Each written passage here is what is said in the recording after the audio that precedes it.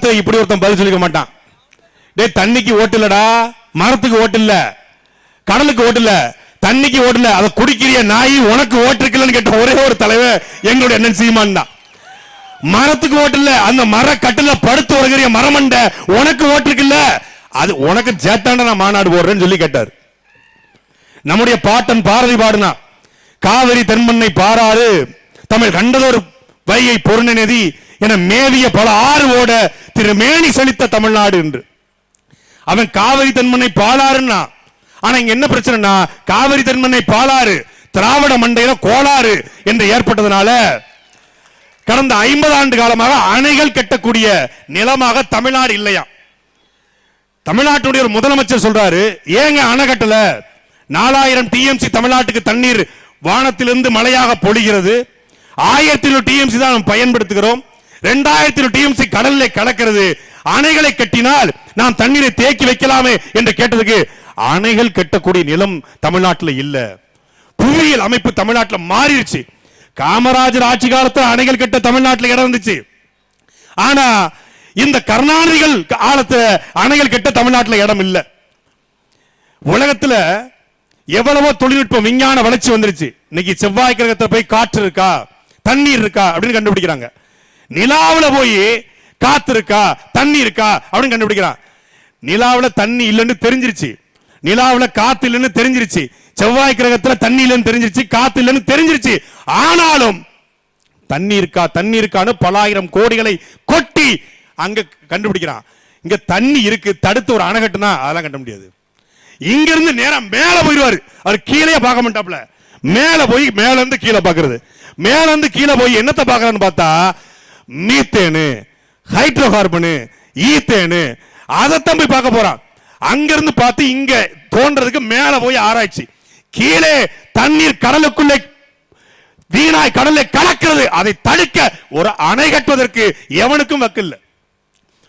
ஆனா ஒருத்தன் 2000 வருஷத்துக்கு முன்னாடி கரிகாலனுடைய பெருமைகள் நம்ம எல்லாருக்கும் தெரியும், சோழ மண்ணில் பிறந்த எல்லாருக்கும் தெரியும். கல்லணையை கட்டினவர் 2000 வருஷத்துக்கு முன்னாடியே ஆத்துல எல்லாரும் மீன் பிடிச்சான், ஆத்துல குளிச்சான், ஆனா ஆத்தை தடுத்து ஓடுகிற நதியை தடுத்து அணையை கட்டினார் என்பது தெரியும்.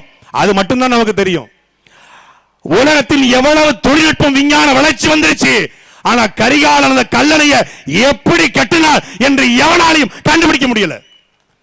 இன்றைக்கே காவிரி ஆறு இப்படி சீறி பாய்கிறது என்றால் 2000 வருஷத்துக்கு முன்னாடி எப்படி பாய்ஞ்சிருக்கும் அகண்ட காவிரி. அந்த காவிரி ஆறு பாய்ந்து வருகிற காவிரியில தொடர்ச்சியா வெள்ளப்பெருக்கு, தஞ்சை மாவட்டம், தஞ்சை, நாகப்பட்டினம், மயிலாடுதுறை, அன்னைக்கு மொத்தமாக சோழ மண்டலம் வெள்ளப்பெருக்கு ஏற்படுது. எப்படி தடுப்பது என்று யோசிக்கிறான். எங்க நின்று யோசிக்கிறான்? காவிரி பூம்பட்டினம் கடற்கரையில் நின்று யோசிக்கிறான். கடற்கரை நிக்கிற பொழுது கடல் அலை அடிச்சு அடிச்சு அவன் கால் கொஞ்சம் கொஞ்சமாக உள்ள போகுது, மண்ணு மூடிக்கிட்டே இருக்கு. அந்த இடத்துல யோசிக்கிறான், ஒரு இவ்வளவு பெரிய உருவம் கடற்கரை நிக்கிற பொழுது தண்ணீர் வந்து அடிச்சு அடிச்சு நம்முடைய உடல் உள்ளே போகும் என்றால், ஆத்து தண்ணிய மணல் ஓட இருக்கிறது, அந்த மணலுக்குள்ள கல்லை போட்டுக்கொண்டே இருந்தால் கல்லை வைத்து அந்த அணையை தடுக்க முடியும் என்று முடிவெடுக்கிறான். அதற்கு சரியான கல்லை தேர்ந்தெடுக்கிறான். தேர்ந்தெடுத்து இந்த இடத்துல கல்ல போட்டா சரியா அந்த இடத்துல போய் நிற்கும் என்று முடிவு செய்து கற்களை, ஆயிரக்கணக்கான கற்களை கொட்டுகிறான்.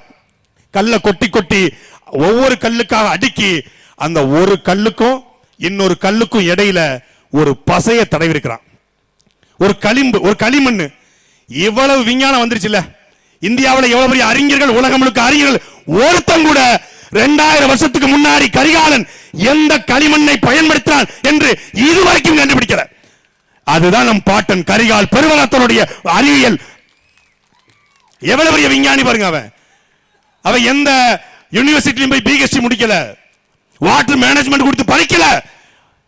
மக்களுக்காக வெள்ளத்தை தடுக்க வேண்டும் என்கிற லட்சியமும் கனவும் இருந்தது. நீ கட்டி முடிச்சான். ஒரு 6 மாசத்துக்கு முன்னாடி துறையூர்ல ஒரு பள்ளிக்கூடம் கட்டினாங்க 90 லட்சம் ரூபாயில. போன வாரம் பொத்து பொத்து பொத்து பொத்துன்னு விழுந்து பிள்ளைகள் மண்டபுரம் விழுந்துருச்சு. 8 மாசத்துக்கு முன்னாடி ஒரு பேருந்து நிலையம் கட்டினாங்க, விரிசல் விரிச்சு கிடக்குது. புழல் சிறையில் 2021ஆம் ஆண்டு நான் குண்டசடத்தில் கைது செய்து சிறைப்படுத்தப்பட்டேன். அப்போ 150 கோடியில புழல் சிறையில் நியூ பில்டிங் அப்படின்னு ஒரு பிளாக், இந்த மருத்துவமனை பிளாக், மரியாதைக்குரிய செந்தில் பாலாஜி இருந்த பக்கத்து பிளாக், நியூ பில்டிங் பிளாக். அந்த நியூ பில்டிங் பிளாக்ல திறக்கல, எங்களை கீழே மட்டும் வச்சிருந்தாங்க, மேல திறக்கல. நான் அப்ப அந்த சூப்பரண்டா போலி இருப்பாரு, சூப்பரண்ட் இருப்பாரு, சிறை அதிகாரி, அவர்கிட்ட கேட்டேன், ஐயா எதுக்கு ஏன் மேல உள்ள இதை மட்டும் திறக்கல? பதிலே சொல்லாம போயிட்டாரு. அதுக்கப்புறம் அவரும் ஜெயிலரும் பேசிட்டு இருக்காங்க. என்ன தெரியுமா பேசிட்டு இருக்காங்க? 150 கோடியில கட்டினானுங்க, மொத்த தண்ணியும் ஒழுகி முழுக்க தெப்பமா கிடக்குது, எத்தனை கோடியா ஆட்டைய போட்டாங்கன்னு தெரியலன்னு சொல்லி சிறை அதிகாரி சொன்னாரு. கெட்டி 6 மாசத்துல 150 கோடியில கட்டப்பட்ட ஒரு சிறை முழுக்க முழுக்க மழை பெஞ்சு தண்ணியா கிடக்கு, பள்ளிக்கூடம் இடிஞ்சு விடுகிறது, பேருந்து நிறுத்தம் இடிஞ்சு விடுகிறது.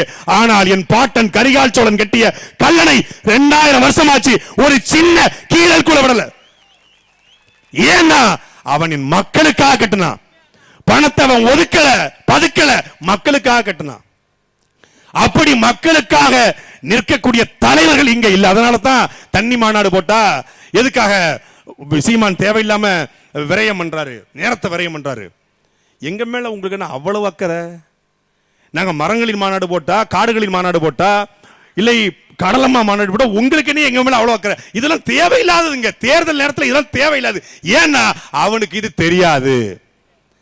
இப்ப மரியாதைக்குரிய ஐயா ஸ்டாலின் இந்த பக்கம் நிக்கட்டும், பெரிய மேடை தான், இந்த பக்கம் நிக்கட்டும். மரியாதைக்குரிய ஐயா எடப்பாடி பழனிசாமி எங்க சித்தப்பு இங்க நிக்கட்டும். மரியாதைக்குரிய எங்க அண்ணன் விஜய் அவர்கள் இங்க நிக்கட்டும். எங்க அண்ணன் சீமானு இங்க நிப்பாட்டுவோம். தண்ணீர் பிரச்சனையை பத்தி ஒரு 10 நிமிஷம் 3 பேர் பேசிட்டோம். நாங்க மொத்த கட்சி உங்க கூட சேர்ந்துடுறோம். டேய் சேர்ந்துடுறோம். நீங்க 18 மணி நேரம் நடிச்ச நடிகரை கேள்விப்பட்டிருப்பீங்க, 18 மணி நேரம் விளையாடிய விளையாட்டு வீரனை கேள்விப்பட்டிருப்பீங்க, 18 மணி நேரம் ஓடிய விளையாட்டு வீரனை கேள்விப்பட்டிருக்கீங்க. 18 மணி நேரம் இந்த தண்ணீர் மாநாட்டுக்காக ஆவணத்தை தயாரித்த ஒரு தலைவனை கேள்விப்பட்டீங்களா? அப்படி ஒரு ஆவணத்தை தயாரிச்சுக்காரு. இந்தியாவில் இல்ல, உலகத்தில் இல்லை. நீங்க ஆக்ஸ்போர்ட் பல்கலைக்கழகத்தில் பேராசிரியர் கூட்டு வந்தாலும் இன்றைக்கு அண்ணன் சீமான் பேச இருக்கிற பேச்ச உலகத்தில் எவனாலையும் பேச முடியாது. இது சத்தியம். ஒரு வெறிகுண்ட வேங்கன்னு கேள்விப்பட்டிருக்கீங்களா? இன்னைக்கு பாப்பீங்க. ஏன்னு சொல்லுங்க. ஏன்னா தண்ணீருடைய அருமையை உணர்ந்தவன் தான் அந்த தண்ணீர் குறித்து பேச முடியும். கருணாநிதி மகன் வாழ்க்கையில தண்ணீர் தாகம் எடுத்திருக்குமா? விஜய்க்கு தண்ணீர் தாகம் என்னன்னு தெரியுமா? விஜய் அப்படின்னா 10 பேர் தண்ணி பாட்டில் கொண்டு நிப்பாட்டுவான். ஸ்டாலின் அப்படின்னா ஒரு 20 பேர் தண்ணி பாட்டில் நிப்பாட்டுவான். ஆனா காட்டு கிராமத்துல, சிவகங்கை மாவட்டத்துல, அரணையூர்ல தண்ணீர் எடுக்க போகிற அப்பத்தாக்கள் தேத்தாங்கொட்டையை வைத்து ஒரு குழிக்குள்ள தண்ணீரை மோண்டு ஊத்தி தேத்தாங்கொட்டையை வச்சு தேய்ச்சி அந்த தண்ணீரை எடுத்து கொண்டு வருகிற அப்பத்தாக்குடைய, ஆத்தாக்குடைய, தங்கைக்குடைய, அண்ணனுடைய மகனாக அண்ணன் சீமான் இருப்பதனால் அவனுக்கு வழி தெரியும். இன்றைக்கு நாம் புதலூர்ல வாழ்கிறோம், நமக்கு தண்ணி பிரச்சனை இல்ல பெருசா. தஞ்சாவூர்ல சோளம் எடுத்த தண்ணி பிரச்சனை இல்ல. ஆனால் தமிழ்நாட்டில் பல இடங்களில் இன்றைக்கு நாம் பேசிக் கொண்டிருக்கிற இந்த நொடியிலும் தண்ணீர் இல்லாமல் குடத்தை தூக்கி கொண்டு 40 கிலோமீட்டர் அந்த பக்கம் போய் ஒரு காட்டுக்குள்ள ஒரு 10 அடி குழிய வெட்டி அந்த குழிக்குள்ள தண்ணீரை எடுக்கக்கூடிய நிலைமை இருக்கிறது. ஏன் தம்பிக்கோட்டையில் இருக்கு. தம்பிக்கோட்டையில வந்து 10 அடி தண்ணி, 10 அடியில குழிய வெட்டி அந்த குழிக்குள்ள வரக்கூடிய தண்ணீரை வச்சுதான் தம்பிக்கோட்டை மக்கள் குடிக்கிறாங்க. சோளம் எடுத்து நிலைமை இருக்கிறது. அப்போ அந்த வழியை உணர்ந்தவனால் மட்டும்தான் பேச முடியும். நம்முடைய நீர் மேலாண்மை நம் முன்னோர்கள் வகுத்து கொடுத்தாங்க. ஆறு, ஏரி, தாங்கல், ஏந்தல், கம்மாய், கரணை, ஊரணி, குளம், குட்டை என்று வகுத்து கொடுத்தான். ஒவ்வொரு ஊரணியிலும், ஒவ்வொரு குளத்திலும், ஒவ்வொரு ஏரியிலும் மரங்களை நட்டான். பனிக்கொன்றை மரம், நாவல் மரம், பனை மரம் நட்டான். இன்னைக்கு என்னாச்சு? எங்க ஐயா ஜப்பானுடைய துணை முதலமைச்சர் வந்தார்ல, கெண்டக்கி கர்னல், அவர் ஜப்பானுக்கு போயிட்டு வந்து, ஜப்பான்ல சிகப்பா ஒரு பூ இருக்கு, இது நல்லா இருக்க அப்படின்னு ஒட்டுமொத்த சென்னை முழுக்க ஒரு மரத்தை நட்டார். அந்த மரத்துக்கு பேர் அவருக்கும் தெரியாது, எங்களுக்கும் தெரியாது, எவனுக்கும் தெரியாது. ஒரே புயல் மொத்த மரமும் விழுந்துருச்சு. இதே இந்த தஞ்சை மண்டலத்தில் கஜா புயல் வந்தது. கஜா புயலை பலாமரம் விழுந்தது, தென்னை மரம் விழுந்தது, வாழை விழுந்துரும், நாவல் மரம் விழுந்தது, புளிய மரம் விழுந்தது, புங்க மரம் விழுந்தது. ஆனால் கஜா புயல் விழாத ஒரே மரம் நம்முடைய பனை மரம் மட்டும்தான். அதனால முன்னோர்கள் ஒவ்வொரு ஆற்றங்கரையிலையும், ஒவ்வொரு குளத்திலும், ஏரியும் பனை மரங்களை நட்டான். அந்த பனை மரத்தை தெரியாத பதர்கள் பனைகளை வெட்டி 100 ரூபாய்க்கு செங்கச்சோலைக்கு வித்தான். ஒரே ஒரு தலைவன் மட்டும்தான் இந்திய நிலத்தில் 10 கோடி பனை திட்டத்தை நான் உருவாக்குவேன் என்று தேர்தல் அறிக்கையில கொடுத்தார். யாரும் வாக்களிக்கல. 6 லட்சம் ஓட்டு தான். முதல்ல 4 லட்சம் ஓட்டு தான். ஆடு மாடு மேய்த்தல் அரசு வேலை, இயற்கை விவசாயம் அரசு வேலை 17 லட்சம் ஓட்டு தான். நான் வந்தால் காவலருக்கு 8 மணி நேர வேலை, பெண் காவலருக்கு 6 மணி நேர வேலை, வெறும் 34 லட்சம் ஓட்டு தான். ஆனால் வாக்கை வாங்கி அத்தனை பேரும் என்ன பண்ணா, அதிகாரத்துக்கு போனா தண்ணீரை 20 ரூபாய்க்கு வித்தான். தண்ணீரை 20 ரூபாய்க்கு விக்கிறவனுக்கு நீங்க ஓட்ட போட்டுட்டு தண்ணீருக்காக துடிப்பவனை தூக்கி தெருவில் போட்டீங்க. நாம தாகம் எடுத்தா கின்லே குன்லே அக்வாஃபினா கக்வாஃபினா ஆண்டவர் பேண்டவர் என்று வாங்கி குடிக்கலாம். ஆனால் இந்த யானையும் இந்த குரங்கும் இங்க இருக்கக்கூடிய சிங்கமும் புலியும் எப்படியெல்லாம் தண்ணி குடிக்கும் என்ற கேள்வியை உலகத்தில் எழுப்பியவன் எங்களுடைய அண்ணன் செந்தமிழன் சீமான் மட்டும்தான். அவன் பேசுவது கல்லருக்காகவோ நாடாருக்காகவோ கோணாருக்காகவோ செட்டிக்காகவோ முதலிக்காகவோ இந்துக்காகவோ இஸ்லாமியருக்காகவோ கிறிஸ்தவருக்காகவோ பிள்ளைக்காகவோ இல்ல இங்க இருக்கக்கூடிய தெலுங்கருக்காகவோ நாயுடுக்காகவோ கன்னடருக்காகவோ அல்ல. அவன் பேசுவது உயிர்களுக்காக என்பதை இந்த சமூகம் என்னைக்கு புரிந்து கொள்கிறதோ அன்றைக்கு இந்த நிகழ்ச்சியில மாற்றம் வரும். ஒரு யானைக்கு ஒரு நாளைக்கு 100 இருந்து 225 லிட்டர் தண்ணி தேவை. நம்மள பிச்சை எடுக்க விட்டான். மகளிர் உரிமை தொகை நம்ம அக்கா தங்கச்சி 1000 ரூபாய்க்கு பிச்சை எடுக்க விட்டான். தமிழ் மகன் திட்டம், புரட்சி பெண் திட்டம் நம்ம பிள்ளைகளை 1000 ரூபாய்க்கு பிச்சை எடுக்க விட்டான். இலவசம் சொல்லி ரேஷன் கடையில நம்மள பிச்சை எடுக்க விட்டான். நம்மளை விட்டா பரவாயில்ல. அன்பிற்குரிய மக்களே, உலகத்திலேயே மிகப்பெரிய உருவம் யானை. ஒரு நாளைக்கு 100 லிட்டர் தண்ணீர் குடிக்க வேண்டிய யானைய ரோட்ல பிச்சை எடுக்க விட்டான்டா. இந்த ஃப்ராடு திராவிட மொல்ல மாதிரி முடிச்சவைக்கு நாய்கள் பிச்சை எடுக்க விட்டான். யானை பிச்சை எடுக்குது. நீங்க போங்க மசனகுடிக்கு போனீங்கன்னா யானை வந்து வண்டியை துளாவி வண்டிக்குள்ள வாட்டர் பாட்டில் இருந்தா எடுத்து குடிக்குது. இதை பற்றி பேசத்தான் தண்ணீர் மாநாடு. வாக்குக்காக அல்ல, அடுத்த தலைமுறையின் வாழ்க்கைக்கான மாநாடு இந்த தண்ணீர் மாநாடு.